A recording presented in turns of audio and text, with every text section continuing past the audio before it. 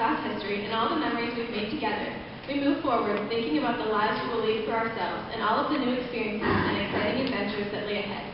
We asked everyone to think about where they see themselves in 10 years. And here's what the class of 2016 had to say.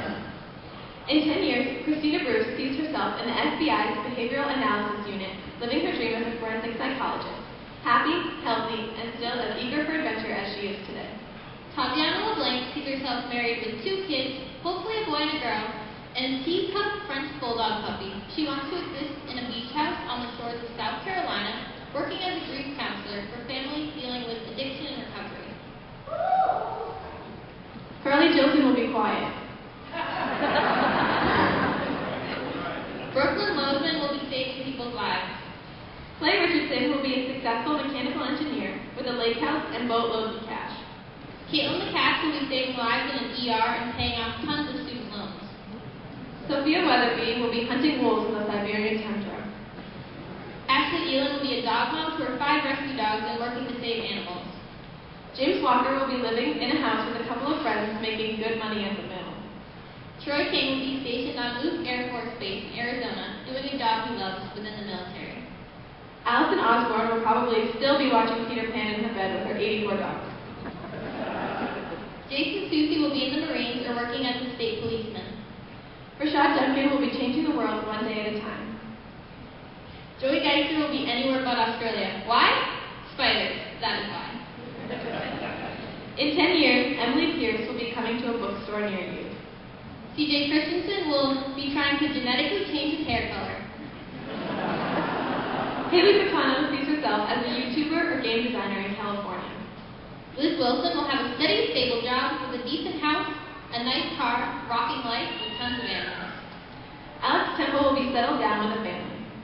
Hunter Richardson will be out here doing whatever adults do nowadays.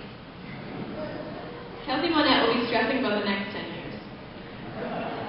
Mason Dow will be managing his own business, hopefully settled down with a family, in a nice house, living in a city somewhere warm, and working his way to becoming financially successful. Sean Dennis wants to be alive and riding his motorcycle. That is all. Jacob Sidlow will be next to his friends so he can always have them help him through thick and thin. Riley Gervais doesn't really have an idea about his life in 10 years. He would like to think he's made enough money from the Air Force to find a place to settle down and start a family. The only thing he knows for sure is that he will own a dog. Andy Bazile sees himself working as a mechanic, with a house of his own and maybe being engaged. Faith Latwis sees herself finishing graduate school and starting her career as a political science professor in Washington, D.C. Claire Whitty hopes to be traveling the world and doing a job that she loves. Kiara Griffin will be living in a beautiful London apartment overlooking the sea. Morgan Bazile will be living in a yellow submarine with her husband, Trafalgar Law. Kirsten Samalas will be making music. Maybe professionally, maybe not, but she'll be doing it. Kevin Kowalczyk will hopefully have a good job and a family. John Menino Jr. will be teaching English here at Ralph C. Mahar Regional High School during the school year and writing best-selling novels in the summer. Allison Parker will be living in a beach house in Malibu with all of her dogs. Owen Cook will be on the U.S. men's national team and will live wherever the road takes him. Chris Pace is hoping to be a head coach here at Mahar. Caroline Crutchfield sees herself happy and on the beach. Colleen Ward will be working as a speech therapist and helping children to better communicate while living with her many dogs and loads of ice cream. Tyler McHugh will be in the Army and hopefully as far away from here as he can get. Brittany Gray sees herself being an independent woman surrounded by horses and fried chicken. Darian Mabel sees himself being an overly practical manager at Market Basket because his name tag says 11 years. Monet Kendrick will be at peace. Pedro Matos will be living in Silicon Valley and working as a tech entrepreneur. Malik Adams will be working with a professional football team. Dawson Softic will have served or be serving in the Marines and have a healthy, happy family. Matt Millett hopes to finally get engaged. Maggie Bramhall will be swimming in college debt, but at least she'll have her doctorate. Megan Doyle will still be slaying dragons. Kiana Wheeler will be a pediatric nurse. Casey will be friends with Caitlin and enjoying life. Natalie Gondier will probably still love cats more than people. Jack Richardson will be living the dream as a test pilot for NASA. Ryan Arsenal prays that his dad bod will be better than Mr. Bailey's. Amber Rooks Be a hero for once, like Batman or Superman, and don't worry, classmates, you will also be safe. Abby Green will have amassed such a massive and rare meme collection that she'll sell it for thousands of dollars and settle down in a country villa with 4 cats and endless art supplies. Liam Batista will be eating the lunches his mom packs for him with sandwiches and togoloni. Emily Perkins will be 11 years car accident free, hopefully. Skylar Adams will still be addicted to coffee and incredibly indecisive.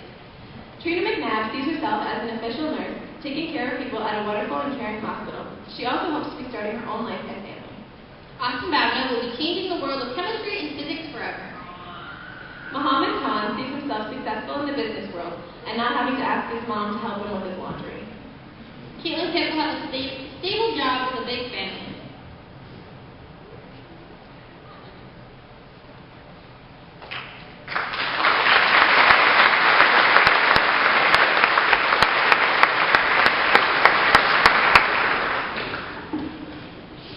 Thank you, Colleen and Margaret. I would like to take a moment to thank the following individuals for their help in organizing this year's awards night. Robin LaCroix, Kathy Gilhart, Caitlin McKenna, Will Cho, Tom Bates, Wes Warner, all the teachers and staff, all the students, and everyone else who helped make this event possible. A special thank you to Elaine Mitchell for all her work in getting our students these scholarship opportunities. Thank you.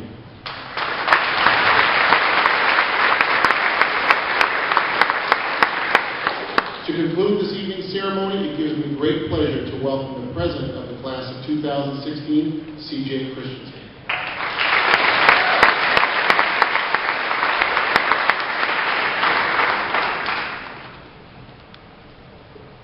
Thank you, ladies and gentlemen, for joining us on this memorable night of accomplishments and reflection. The awards and honors given only show a fraction of the dedication and perseverance that can be found in the people before me. Now let me tell you a bit about this group, how they have lived, worked, and competed together throughout these last 6 years. I've always thought of this class like a family, but don't take that to mean we love each other with all our hearts. Oh no, a true family can anger you more than anyone else in the world. They gossip, disagree, and argue more than politicians. And you can trust me when I say that this class has done plenty of that. Every meeting, whether prom, lip sync, or fundraiser, has been filled with disagreements and bickering. But we have always managed to work together in the end. We unite despite our differences. Nothing could get us to work together more than a good old competition. We would never have been able to compete in a lip sync contest or senator meetings, never mind win, if it hadn't been for the competitiveness and desire to outperform others that the class of 2016 possesses. This competitiveness has also driven the individuals in this class and accounts for the awards you have seen given tonight. In spite of our differences, we have come together as a unified class. At Friday's graduation, we will be united as a family one last time before we go our separate ways. I hope that this close attachment remains and that we will all be there for each other, no matter what the future brings. Thank you all again for coming, and I hope to see you all Friday evening. Have a good night.